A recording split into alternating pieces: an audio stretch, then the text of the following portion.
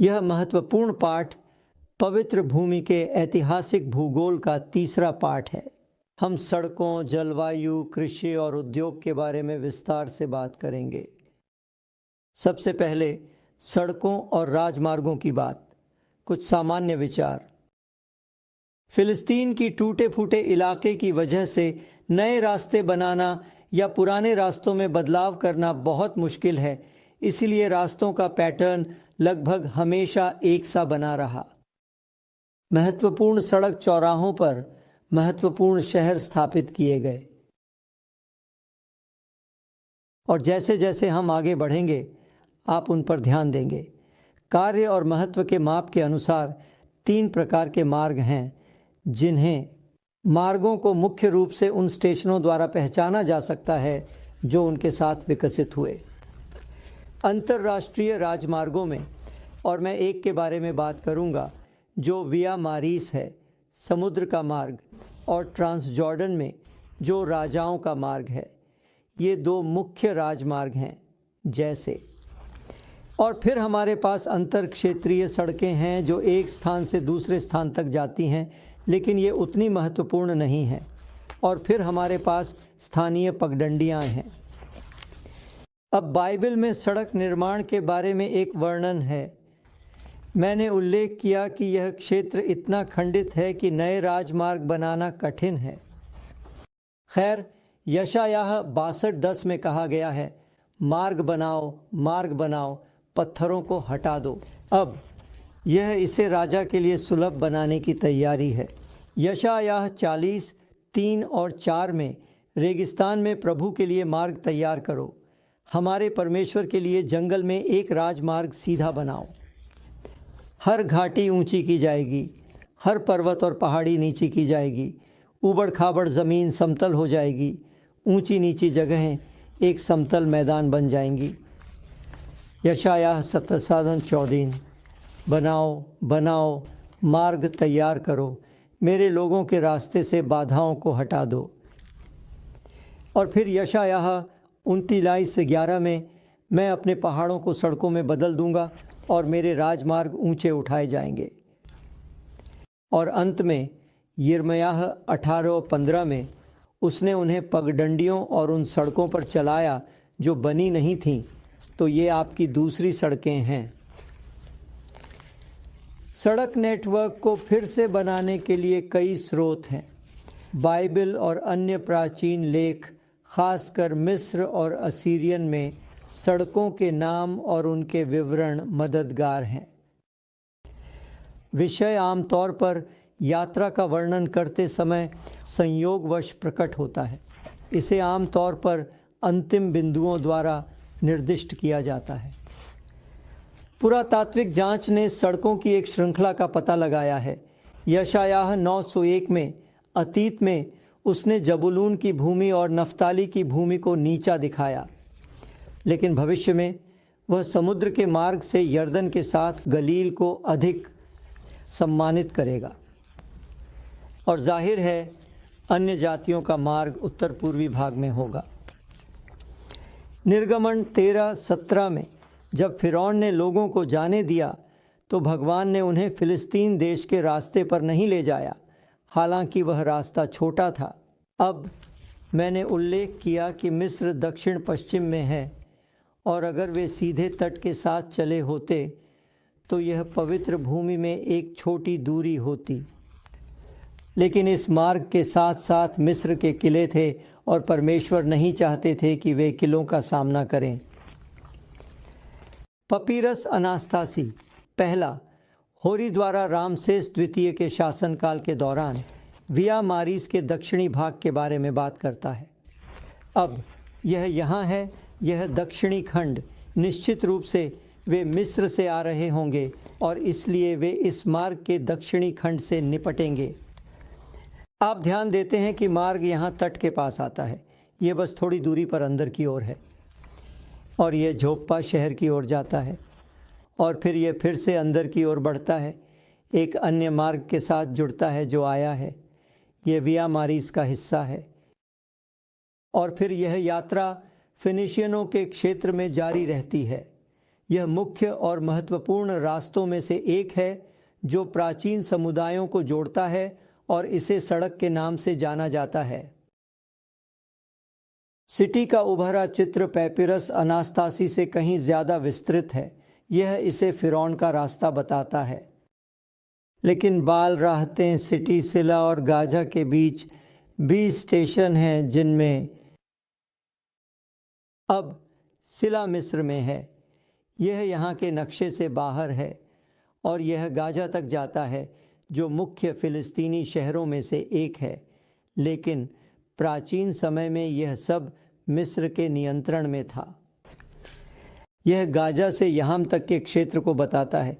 वे Gaza पहुँचते हैं और फिर रास्ते के साथ चलते हैं और 10 दिनों में 150 मील की यात्रा करते हैं। इसका मतलब है कि वे प्रतिदिन 15 मील चलते हैं। लेकिन फिर गाजा से याहम तक पहुंचने में 11 या 12 दिन लगते थे और यह केवल 75 मील की दूरी है। शायद ऐसा इसलिए है क्योंकि उन्हें आगे बढ़ते हुए विरोध का सामना करना पड़ रहा है। हमारे पास प्राचीन एसारहद्दोन और अमेनहोटेप से मिस्र के महत्वपूर्ण प्रमाण भी हैं और ये सभी विया मारीस के दक्षिणी भाग में स्थित शहरों के बारे में बात कर रहे हैं। इसे कभी कभी समुद्र का मार्ग कहा जाता है और विया मारीस का अर्थ है समुद्र के रास्ते। हालांकि सागर का सही मार्ग यहाँ से किन्नेरेत से तट तक जाता है, तो यह सागर का मूल मार्ग है। अब राजाओं का मार्ग जो ट्रांसजॉर्डन पठार में है, यह मार्ग प्रसिद्ध के रूप में जाना जाता है। गिनती 20:17 कहता है, कृपया हमें आपके देश से गुजरने दें।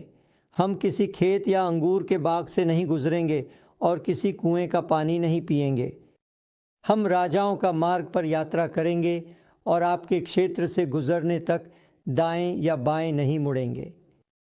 और फिर गिनती 21-22 लगभग समान है। यह वह जगह है जहां इस्राएली इस क्षेत्र में पहुंचने की कोशिश कर रहे हैं और वे एदोम और मोआब से होकर जाना चाहते हैं, लेकिन ये दोनों देश उन्हें ऐसा करने की अनुमति नहीं देते। गिनती 21:33 में, नीति वचन 21:33 में, वे मुड़े और बाशान की ओर सड़क के साथ ऊपर चले गए और बाशान के राजा ओग और उसकी पूरी सेना एद्रई में युद्ध के लिए उनसे मिलने के लिए बाहर निकली। तो वे एदोम और मोआब से आगे बढ़ चुके हैं, इस क्षेत्र में आ गए हैं और फिर बाशान में ओग उनसे मिलने वाला है। राजाओं का मार्ग ट्रांसजॉर्डन हाईलैंड्स की पूरी लंबाई में चलता है और दमिश्क तक फैला हुआ है, जो मुझे लगता है कि इस नक्शे से उत्तर पूर्व में थोड़ा बाहर है। ये विया मारीस का एक प्रतियोगी है, खासकर दक्षिण अरब से आने वाले इत्र के लिए ये बहुत ज़रूरी है। ट्रांसजॉर्डन क्षेत्र और राजाओं का मार्ग में अक्सर 2 मार्गों का उपयोग अक्सर किया जाता है। आप ध्यान देते हैं कि एक मार्ग यहाँ आता है और फिर एक और मार्ग है जो इस नक्शे पर पूरा नहीं हुआ है, जो यहाँ दर्शाया गया है और जो अधिक अंदर की ओर है। ये मार्ग यात्रा करने के लिए सबसे आसान है, लेकिन इसमें पानी की कमी है। यह मार्ग विभिन्न शहरों से मिलने के लिए बेहतर है, लेकिन आपको इन प्रत्येक वादियों में नीचे और फिर ऊपर जाना पड़ता है, इसलिए दोनों के अपने अपने समस्याएं हैं।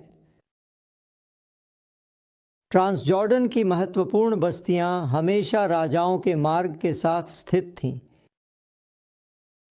मसाले और इत्र की जड़, अगर बाइबल में कहीं लिखा है तो यह जंगल में भटकने और एक राजा 11:18 में एदोमी होदाद के भागने की बात है। ये कहता है वे मिद्यान से निकले और थोड़ा पारान गए, फिर पारान से लोगों को अपने साथ लेकर वे मिस्र गए, मिस्र के राजा फिरौन के पास, जिसने हदद को एक घर और ज़मीन दी और उसे भोजन उपलब्ध कराया। तो आपके पास ये 2 मुख्य सड़कें हैं, एक है विया मारीस और दूसरी है राजाओं का मुख्य मार्ग।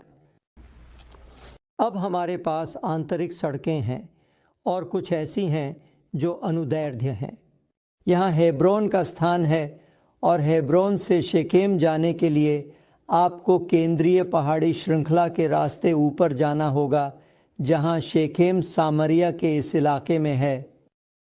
न्यायियों 21-19 में कहा गया है कि देखो, शीलो में प्रभु का वार्षिक उत्सव है, जो बेथेल के उत्तर में और उस सड़क के पूर्व में है जो बेथेल से शेखेम जाती है।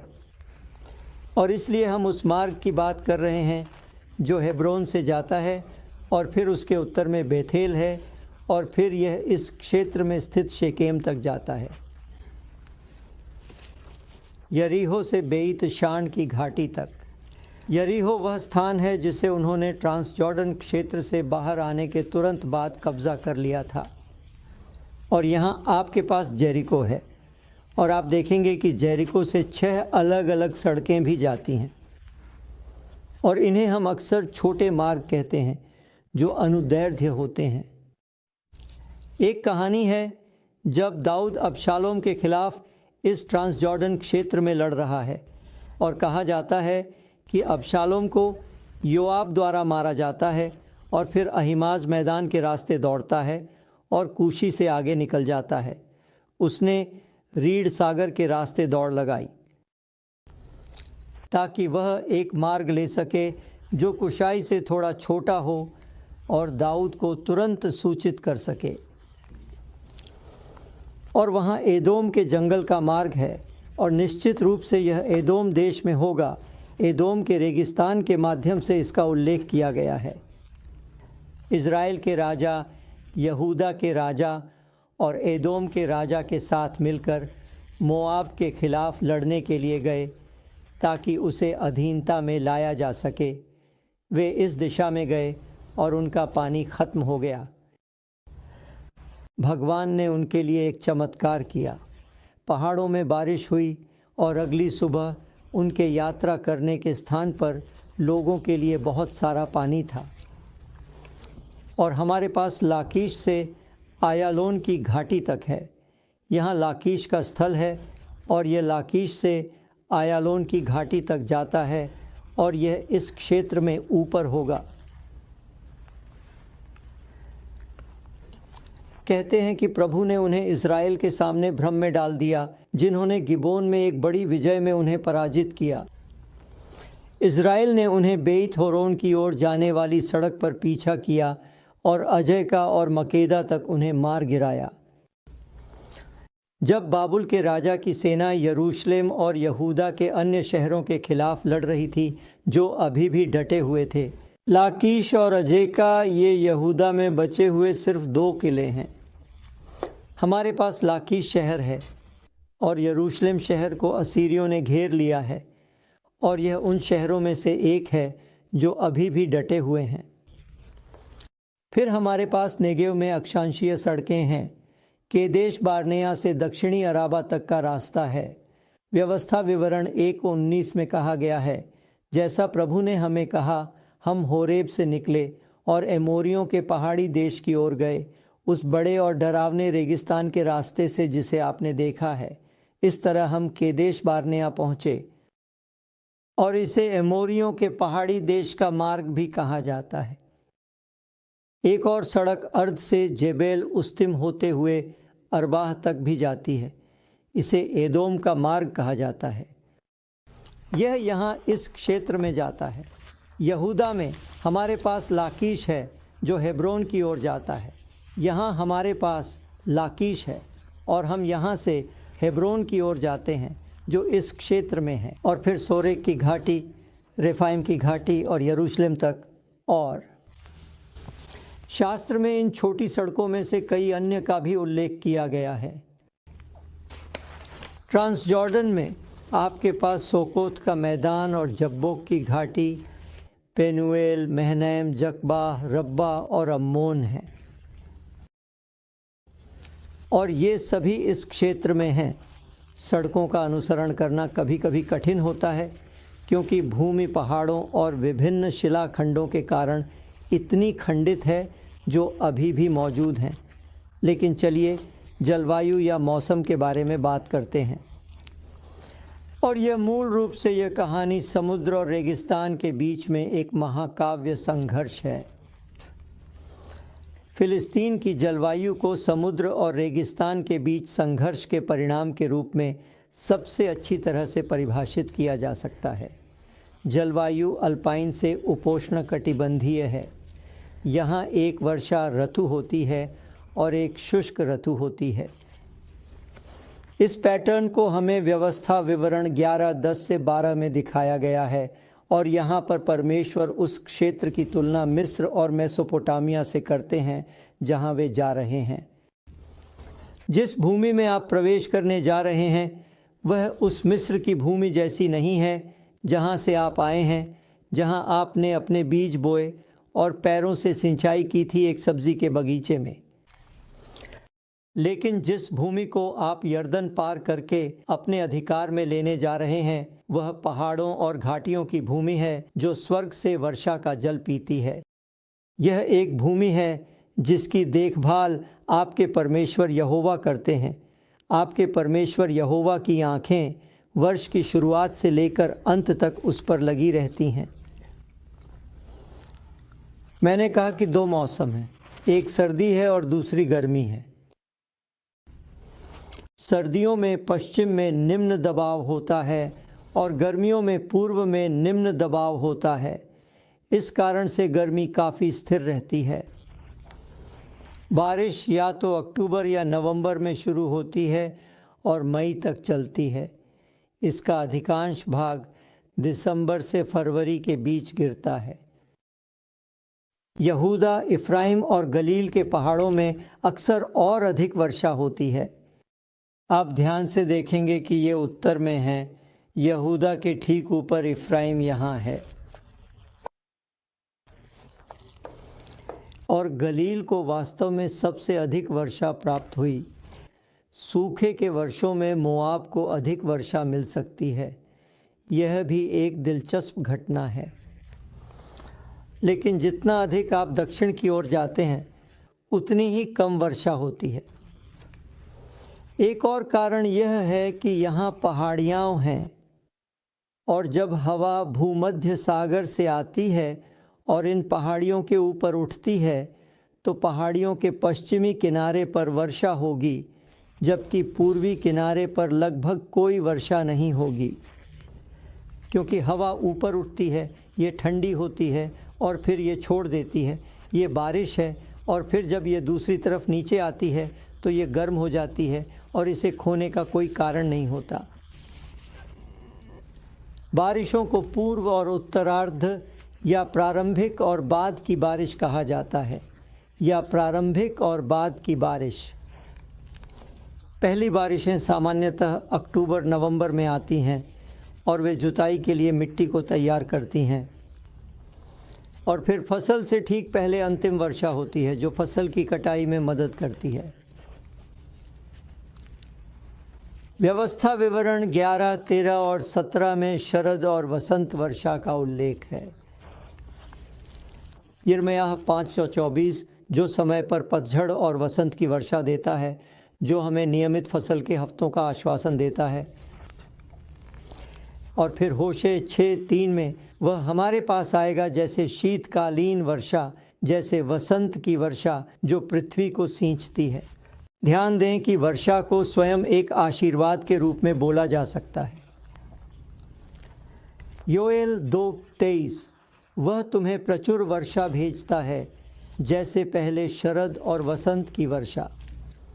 जकर्याह 10:1 वसंत ऋतु में वर्षा के लिए प्रभु से प्रार्थना करें। वही प्रभु है जो तूफानी बादल बनाता है। वह मनुष्य को वर्षा की बौछारें और हर किसी को खेतों के पौधे देता है। अय्यूब 29:23 वे मेरी प्रतीक्षा वैसे करते थे जैसे वर्षा की बूंदों की, और मेरे शब्दों को वैसे पीते थे जैसे वसंत की वर्षा। ताकि आप ध्यान दें कि वहाँ अय्यूब विभिन्न वर्षाओं के बारे में बात कर रहे हैं जिन्हें वह स्वयं लोगों को आशीर्वाद के रूप में देते हैं। बारिश के अलावा हमारे पास ओस भी है और ओस बहुत महत्वपूर्ण है। यह गर्मियों में पश्चिमी नेगेव और शेफिला में इस क्षेत्र में आता है। माउंट कार्मेल और यिज्रेल घाटी, ये माउंट कार्मेल है और यिज्रेल घाटी। ईश्वर आपको स्वर्ग की ओस और पृथ्वी की समृद्धि से अनाज और नई शराब की प्रचुरता प्रदान करें। 2 शमूएल 1:21 में ओ गिलबोआ के पहाड़ों, यह उस शोक गीत में है जो दाऊद ने शाऊल और योनातान के लिए लिखा था। तुम्हें न तो ओस मिले, न बारिश और न ही अनाज की भेंट देने वाले खेत, और इस प्रकार गिलबोआ पर्वत शापित है। तुम्हारा निवास पृथ्वी की समृद्धि से दूर होगा, ऊपर स्वर्ग की ओस से दूर। यह याकूब अपने पुत्र एसाव से कह रहा है। होशे 6:4, हे एप्रैम, मैं तुम्हारे साथ क्या करूं? हे यहूदा, मैं तुम्हारे साथ क्या करूं? तुम्हारा प्रेम सुबह की धुंध के समान है, जैसे जल्दी गायब हो जाने वाली ओस। हमें उगारिटिक सामग्री में विशेष रूप से उर्वरता चक्र और मौसमी त्योहारों के प्रमाण भी मिलते हैं।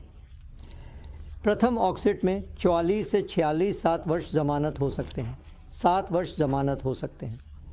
असफल 8, बादलों का सवार, बिना ओस के, बिना बारिश के, बिना 2 गहराइयों के उफान के, बिना बाल की आवाज़ की अच्छाई के। तो ये उगारिटिक सामग्री हैं जो बाल के बारे में बात करती हैं, और उसे वही करना चाहिए जो इज़राइल कहता है कि यहोवा उनके लिए करता है। उगारिटिक 67 में कहा गया है, हम देबीर की भूमि की भलाई और शलोमेट के खेतों की सुंदरता में आए। हम बाल पर आए जो धरती पर लेटा हुआ था। विदेशी बाल मृत है, नष्ट हो गया है राजकुमार पृथ्वी का स्वामी। और वह निश्चित रूप से प्रश्न का उत्तर देता है। प्रश्न की बारिश क्यों नहीं हुई? क्योंकि बाल मर चुका है। लेव्य व्यवस्था 25 में बाइबल सामग्री में आप उनके विश्राम के सप्त के बारे में बात करते हैं, और यह उनके लिए एक आशीर्वाद होने वाला है। और यह उल्लेख करता है कि भगवान उन्हें पर्याप्त वर्षा देंगे और वे इतना अनाज उत्पन्न करेंगे कि यह उन्हें सप्त वर्ष के दौरान पर्याप्त होगा। हमें एक गेज़र कैलेंडर भी मिला है जो वर्ष के 12 महीनों के बारे में भी बताता है। उसके 2 महीने इकट्ठा करने में हैं। उसके लगभग 2 महीने की बुवाई, उसके लगभग 2 महीने की देर से बुवाई, उसका महीना घास या सन काटने का, उसका महीना जौ की फसल का। इस महीने फसल और माप, उसके 2 महीने बेल की देखभाल, और उसका महीना ग्रीष्मकालीन फल। अब इन सभी के 7 महीने जुड़े हुए हैं, और इसलिए हम कह सकते हैं कि यह सितंबर अक्टूबर में शुरू होता है और अगस्त सितंबर तक जाता है, जब अंतिम फसल लाई जाती है। फ़िलिस्तीन में हमारे पास बहुत अधिक कृषि है। व्यवस्था विवरण 11.9 में यह दूध और शहद की बहती भूमि है, और इसका मतलब यह है निश्चित रूप से कि दूध मवेशियों या बकरियों से आता है। वे दूध प्रदान करते हैं, और शहद वह है जो भूमि उत्पन्न करती है। एक भूमि जिसमें गेहूं और जौ, अंगूर की बेलें, अंजीर के पेड़, अनार, जैतून का तेल और शहद हैं। एक राजा में भी हमारे पास सुलेमान के लिए प्रत्येक दिन की व्यवस्थाएं हैं, और वे व्यापक हैं। भूमि को 12 क्षेत्रों में विभाजित किया गया है, और प्रत्येक क्षेत्र वर्ष के 1 महीने के लिए जिम्मेदार है। इसके अलावा पशुपालन भी है। आपको याद होगा कि रूबेनियों और गादियों के पास बहुत बड़े झुंड और पशुधन थे, और वे यर्दन नदी को पार करके कनान में नहीं जाना चाहते थे। उन्होंने देखा कि याजेर और गिलाद की भूमि पशुधन के लिए उपयुक्त थी, और इसलिए उन्हें वहाँ रहने की अनुमति दी गई। दाऊद के समय में जब वह शाऊल से भाग रहा था, करमेल के पास एक व्यक्ति था जो बहुत धनी था। कहा गया कि उसके पास 1000 बकरियां और 3000 भेड़ें थीं, जिन्हें वह कारमेल में ऊन कतर रहा था। तभी नाबाल की पत्नी उससे मिलती है और उसे वह भोजन देती है जिसकी उसे ज़रूरत थी। उत्तरी नेगेव झुंडों के लिए चरागाह है। और यह उल्लेख करता है कि उज्जियाह ने रेगिस्तान में मीनारें बनाईं और कई जलाशय खोदे, क्योंकि उसके पास पहाड़ियों की तलहटी और मैदान में बहुत पशुधन था। उसके पास लोग थे जो पहाड़ियों और उपजाऊ भूमि में उसके खेतों और अंगूर के बागों में काम करते थे, क्योंकि उसे मिट्टी से प्रेम था। फिर हमारे पास कुछ सहायक इत्र और औषधीय बाम भी उपलब्ध हैं, लेकिन यह इज़राइल से नहीं आता है, बल्कि यह जॉर्डन के पार से भी आता है। ऊँट यूसुफ के समय आए। ऊँटों पर कुछ मसाले, बाम और गंधरस लदे हुए थे। तो हम जानते हैं कि वे मिस्र जाने वाले थे और इसलिए उन्होंने यूसुफ को उन्हें बेच दिया। और फिर उत्पत्ति 43:11 में याकूब अपने पुत्रों से कहते हैं, थोड़ा सा बाम, थोड़ा सा शहद, कुछ मसाले और गंधरस, कुछ पिस्ता और बादाम ले जाओ। उन्हें यह उपहार के रूप में उस व्यक्ति के लिए ले जाना है जो उन्हें भोजन देने वाला है। और यिर्मयाह गिलाद में बाम के बारे में बात करते हैं और इसलिए इस क्षेत्र में औषधीय रूप से उपयोग किया जाने वाला बाम है। इज़राइल में कुछ क्षेत्रों में बिना सिंचाई के प्राकृतिक खेती होती है, लेकिन मुख्य कृषि उत्पादों के लिए अच्छी बारिश की आवश्यकता होती है।